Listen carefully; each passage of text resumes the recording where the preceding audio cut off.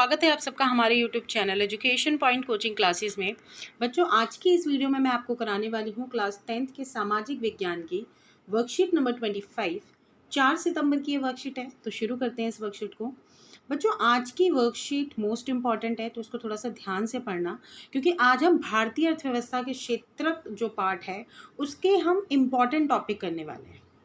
तो वर्कशीट 24 में हमने देखा कि देश में आधे से अधिक श्रमिक प्राथमिक क्षेत्र में काम करते हैं। इससे पहले वाली वर्कशीट में मैंने आपको पढ़ाया था कि भारत में लगभग 50% जनसंख्या प्राथमिक क्षेत्र में लगी हुई है, जिसका सकल घरेलू उत्पाद योगदान काफ़ी कम है, लगभग 50%।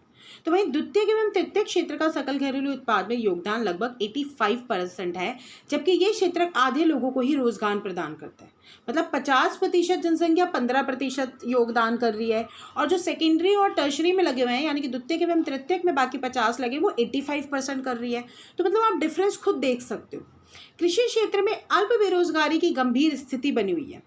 कुछ लोग ऐसे ही जिन्हें बिल्कुल रोजगार नहीं मिला है। ऐसी स्थिति को देखते हुए हमें अधिक से अधिक रोजगार सृजित करने की आवश्यकता है। तो सरकार के समक्ष सबसे बड़ी चुनौती आती है कि भाई कैसे ज़्यादा से ज़्यादा रोजगार को लाया जाए। तो इसके लिए सरकार द्वारा कुछ कदम उठाए गए हैं, जैसे कि छोटी अवधि के लिए है महात्मा गांधी राष्ट्रीय रोजगार योजना 2005, जिसको हम बोलते हैं मनरेगा। बहुत बार पहले भी खैर ये टॉपिक्स आए हुए हैं।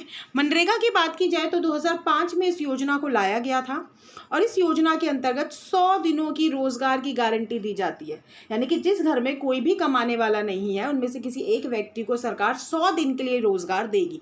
तो ये जो ग्रामीण क्षेत्र होते हैं या छोटे टाउन्स होते हैं, वहाँ ये योजना चलती है। रोजगार ना मिलने पर बेरोजगारी भत्ता भी दिया जाएगा।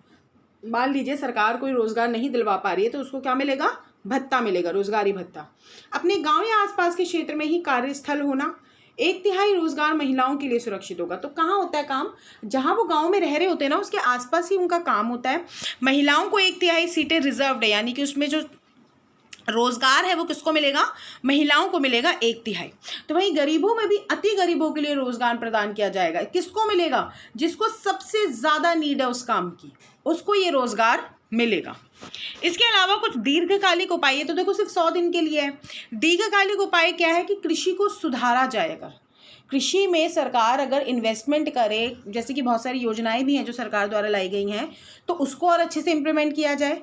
सस्ती दर पे यानी कि कम इंटरेस्ट रेट पे लोगों को कृषि ऋण अवेलेबल कराया जाए। अर्ध ग्रामीण क्षेत्रों में उद्योगों की स्थापना की जाए, छोटे मोटे उद्योग से उनको कार्य करवाया जाए।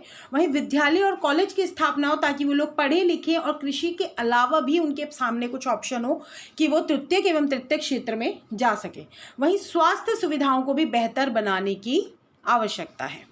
तो बहुत अच्छी और इम्पॉर्टेंट वीडियो थी। तो इसी के साथ अब हम इसके कुछ क्वेश्चन देख लेते हैं। सबसे पहला, महात्मा गांधी राष्ट्रीय ग्रामीण रोजगार गारंटी योजना यानी कि मनरेगा 2005 की विशेषताएं क्या है? तो ये जितने भी पॉइंट्स दिए हुए हैं बेटा, ये सब इसकी विशेषताएं हैं कि ये योजना 2005 में आई थी। इसमें 100 दिनों की रोजगार की गारंटी दी जाती है। रोजगार न मिलने पर बेरोजगारी भत्ता दिया जाता है। गाँव या आसपास के क्षेत्र में कार्यस्थल होता है। 1/3 सीटें रिजर्व्ड होती है महिलाओं के लिए, और गरीबों में भी अति गरीब को ये रोजगार प्रदान होगा। प्रश्न दूसरा, अतिरिक्त रोजगार सृजन के लिए दीर्घकालिक उपाय। तो ये भी हमारे वर्कशीट में अभी हमने पढ़ा है कि कृषि में सुधार किया जाए, सस्ती दर पर कृषि ऋण अवेलेबल कराए जाए, अर्ध ग्रामीण क्षेत्रों में उद्योगों की स्थापना की जाए, विद्यालय एवं कॉलेज की स्थापना की जाए, तो वहीं स्वास्थ्य सुविधाओं को बेहतर बनाया जाए। प्रश्न तीसरा, हमें अधिक से अधिक रोजगार सृजन की आवश्यकता क्यों है? अब ये वाला जो क्वेश्चन है, ऐसे क्वेश्चन आते ही ना बच्चे घबरा जाते हैं। बिल्कुल आसान है। अब ये बताइए, हमें रोजगार बढ़ाने की जरूरत क्यों है? रोजगार नहीं है तो क्या है? निर्धनता है। तो निर्धनता को खत्म करने के लिए, बेरोजगारी को खत्म करने के लिए, एक समान विकास के लिए हमें क्या है? रोजगार सृजन की आवश्यकता है। प्रश्न चौथा, रोजगार सृजन के कुछ अन्य तरीके बताइए, यानी कि हम रोजगार को कैसे बढ़ा सकते हैं। अगर हम कृषि में मल्टीपल जो फार्मिंग है यानी कि जो विविधीकरण है उसको अगर अपनाएं, तो इससे हम रोजगार के अवसरों को बढ़ा सकते हैं। पिछड़े जो इलाके हैं वहाँ पे उद्योगों की स्थापना की जाए, उनको शिक्षा प्रदान किया जाए या स्वरोजगार के लिए प्रेरित किया जाए।